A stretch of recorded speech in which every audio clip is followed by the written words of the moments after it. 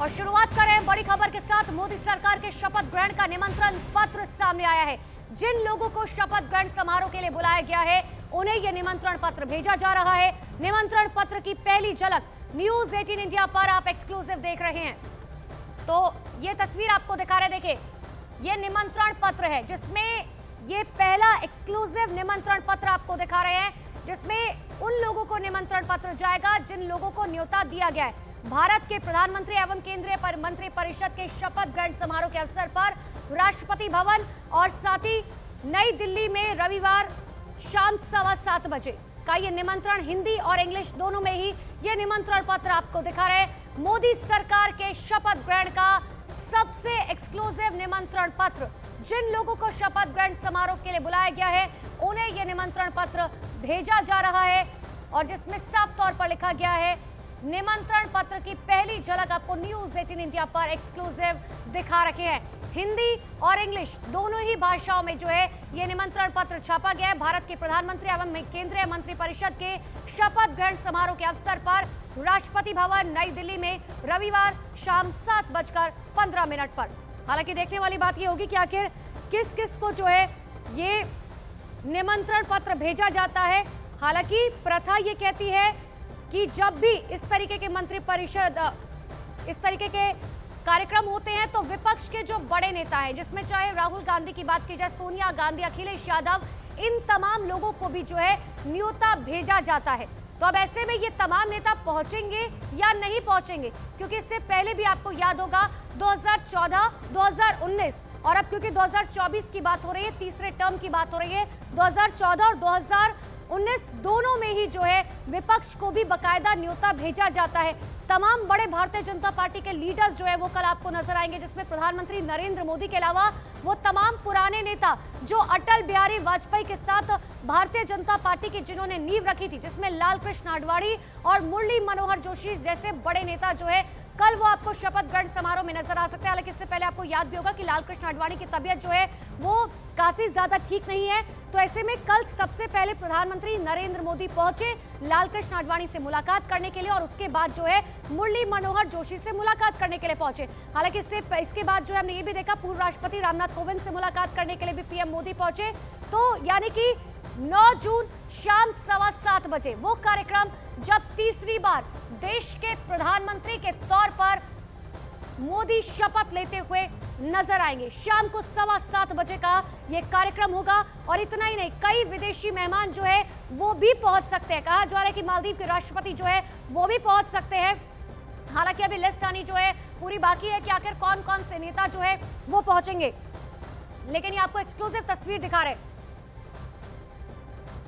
जिसमें देखिए निमंत्रण पत्र जो है वो दिया गया। एक तरफ ये तस्वीर आपको दिखा रहे हैं दही चीनी खिलाती हुई राष्ट्रपति द्रौपदी मुर्मू प्रधानमंत्री नरेंद्र मोदी को, क्योंकि भारत में यही कहा जाता है कि जब भी कोई शुभ काम करे तो उससे पहले दही चीनी जो है वो काफी शुभ मानी जाती है। और इसीलिए एक तस्वीर आपको दिखा रहे हैं जहां पर ये वो निमंत्रण कार्यक्रम मंत्री परिषद का और दूसरी तरफ आपको दिखा रहे हैं राष्ट्रपति द्रौपदी मुर्मू आने वाले समय के लिए, कल के लिए खास तौर पर जब पीएम मोदी प्रधानमंत्री के तौर पर जो है तीसरी बार शपथ लेते हुए नजर आएंगे। और इससे पहले भी आपको याद होगा कि जब कल बैठक हुई तब भी उनकी तरफ से यह कहा गया था कि मेरा सिर्फ एक ही लक्ष्य है और लक्ष्य यह है कि आखिर किस तरीके से देश के कोने कोने तक लोगों को भारतीय जनता पार्टी की उन तमाम योजनाओं के बारे में बताया जाए जो शायद अब तक लोगों तक नहीं पहुंच पाई। और इसीलिए पीएम मोदी हमेशा कहते हैं कि लाइन में खड़ा हुआ जो आखिरी व्यक्ति है उस तक उन तमाम योजनाओं को पहुंचाना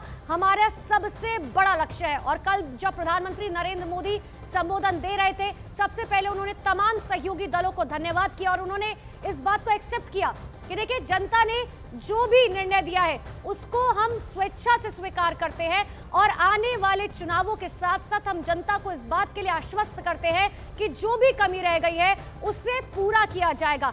ये दो तस्वीरें कल शपथ ग्रहण का न्योता जो है वो मिला राष्ट्रपति द्रौपदी मुर्मू को और उस वक्त की तस्वीर आपको दिखा रहे हैं और दूसरी तस्वीर आज आमंत्रण पत्र जो है वो जारी हो चुका है, जिसकी सबसे एक्सक्लूसिव तस्वीर हम आपको न्यूज 18 इंडिया पर दिखा रहे हैं। एक बार फिर से नरेंद्र मोदी तीसरी बार प्रधानमंत्री की शपथ लेने के लिए तैयार है।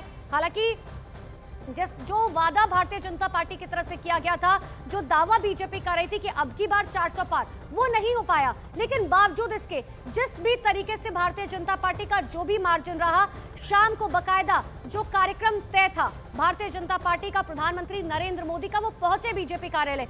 वहां हालांकि उनके चेहरे पर थोड़ी सी भावुकता जरूर नजर आई, लेकिन इन सब के बीच में प्रधानमंत्री नरेंद्र मोदी ने जनता से जो वादा किया है, उसके लिए वो कल एक बार फिर से प्रधानमंत्री की शपथ लेने जा रहे हैं। और इसी बीच बड़ी खबर आपको बता दें, आमंत्रण पत्र के सामने आने के बाद मोदी मंत्रिमंडल में एनडीए के सहयोगी दलों के संभावित चेहरों के नाम भी सामने आ गए हैं। सूत्रों के हवाले से खबर है, आंध्र प्रदेश से राम मोहन नायडू को मंत्रिमंडल में शामिल किया जा सकता है। कर्नाटक से जेडीएस के कुमार स्वामी को मंत्री पद दिया जा सकता है। यूपी से अनुप्रिया पटेल, जयंत चौधरी को मंत्रिमंडल में शामिल किया जा सकता है। इसके अलावा बिहार से लल्लन सिंह, चिराग पासवान, संजय झा, रामनाथ ठाकुर, सुनील कुमार, कौशलेंद्र कुमार और जीतन राम मांझी का नाम शामिल है, जिन्हें मंत्रिमंडल में शामिल किया जा सकता है। इसके अलावा महाराष्ट्र की बात करें तो महाराष्ट्र से प्रताप राव जाधव या श्रीरंग बरने को कैबिनेट मंत्री का पद दिया जा सकता है। इसके अलावा धैर्यशील संभाजी राव माने या नरेश महस्के को राज्य मंत्री बनाया जा सकता है। तो ये वो तमाम संभावित चेहरे, यूपी से लेकर बिहार तक जो है बहुत गहन मंथन चिंतन किया गया है, जिसमें पीएम मोदी से लेकर भारतीय जनता पार्टी के राष्ट्रीय अध्यक्ष जेपी नड्डा और गृह मंत्री अमित शाह ने जो है पिछले 48 घंटों से लगातार बैठक चल रही थी और अभी भी जेपी नड्डा अमित शाह से मुलाकात करने के लिए पहुंचे हैं, क्योंकि वो फाइनल डॉक्यूमेंट तैयार होगा। कल मंत्रिमंडल की जो है शपथ होनी है, उससे पहले कहा जा रहा है कि बिहार में जो है तमाम ऐसे नेता, जिसमें चिराग पासवान से लेकर लल्लन सिंह और संजय झा तक का नाम शामिल है, जिन्हें शायद मंत्रिमंडल में जगह दी जा सकती है। और ये तस्वीर भी आपको दिखा रहे, देखिए, अगर एक एक नेता के बारे में बताएं, चिराग पासवान की तस्वीर तो है, पूरी दुनिया ने कल देखी थी कि आखिर किस तरीके से प्रधानमंत्री नरेंद्र मोदी चिराग पासवान को लाड दुलार करते हुए नजर आए। जयंत चौधरी की बात करें, इनका भी संभावित नाम है। पूर्व प्रधानमंत्री चौधरी चरण सिंह के पोते हैं, लोकसभा चुनाव से पहले एनडीए में शामिल हुए और उसका नतीजा भी दिखा। हमने देखा कि आखिर किस तरीके से जो है जयंत चौधरी के आने से कहीं ना कहीं बीजेपी को फायदा हुआ।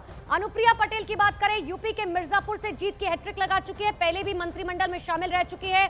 मोदी सरकार के दोनों कार्यकाल में जो है वो मंत्री रह चुके हैं और कहा जा रहा है कि इस बार भी, तीसरी बार भी जो है उन्हें मौका दिया जा सकता है। यूपी के मिर्जापुर से जो है वो 3 बार जो है चुनाव जीत चुकी है और इसीलिए अब जयंत चौधरी की बात करें, राज्यसभा सांसद, राष्ट्रीय लोकदल के चीफ रह चुके हैं, पूर्व प्रधानमंत्री चौधरी चरण सिंह के पोते हैं और इतना ही नहीं, लोकसभा चुनाव से ठीक पहले जो है एनडीए में शामिल हुए थे। चिराग पासवान की बात करें, लोक जनशक्ति पार्टी आर के जो है अध्यक्ष है, अपनी मेहनत से जो है इस पार्टी को आगे बढ़ाया है। एलजेपी के संस्थापक और रामविलास पासवान के बेटे हैं। बिहार की हाजीपुर सीट से जो है उन्होंने चुनाव जीता है। 5 सीटों पर जीत दर्ज कराई है चिराग पासवान ने। 2014-2019 में जमुई से सांसद जो है वो चुने गए, लेकिन पारिवारिक मतभेद की वजह से जो है उन्हें वो सीट छोड़नी पड़ी थी, जिसके बाद अब सबसे इंपॉर्टेंट ये है कि यहां से कहा जा रहा है कि चिराग पासवान को इस बार दिल्ली बुलाया जा सकता है। 6 तस्वीरें, ये वो तमाम संभावित चेहरे जिसमें यूपी से लेकर बिहार तक की बात की जा रही है। महाराष्ट्र भी बहुत इंपॉर्टेंट है। चिराग पासवान, जीतन राम मांझी, जयंत चौधरी, अनुप्रिया पटेल, लल्लन सिंह और एचडी कुमार स्वामी। क्योंकि देखिए, जब ये तमाम चेहरों को डिसाइड किया जा रहा था तो बहुत सारी चीजें ध्यान में रखी गई थी। सबसे पहली चीज ये कि केंद्र सरकार की वो तमाम योजनाएं जो है लाइन में खड़े हुए आखिरी शख्स तक क्या ये लोग पहुंचा पाएंगे या नहीं पहुंचा पाएंगे। दूसरी सबसे बड़ी वजह ये, आने वाले समय में विधानसभा के चुनाव है, तो विधानसभा के चुनावों को लेकर जो है इन तमाम चेहरों को जो है आगे लाने की कोशिश की जाएगी ताकि इन्हें चेहरा बनाया जा सके। और तीसरी बड़ी बात ये, जैसा कि पीएम मोदी कहते हैं, युवा और महिला इन सबको आगे बढ़ाना है और इसीलिए कहा जा रहा है कि युवाओं को मौका दिया जाएगा। कांग्रेस को और जब कुछ नहीं मिला, अंगूर नहीं मिले तो अब खट्टे हैं। अभी तो सरकार बना रहे थे, देश का संविधान खतरे में है। और कल देखा आप लोगों ने कि आदरणीय प्रधानमंत्री जी जब सेंट्रल हॉल आए तो सबसे पहले उन्होंने भारत के संविधान का नमन किया। तो उनको जब अंगूर नहीं मिलता है तो इसी तरह खट्टे अंगूर लगते हैं। सर, बिहार को विशेष राज्य का दर्जा मिल पाएगा? ये तो आप बात कर लीजिएगा प्रधानमंत्री जी से। ठीक है सर।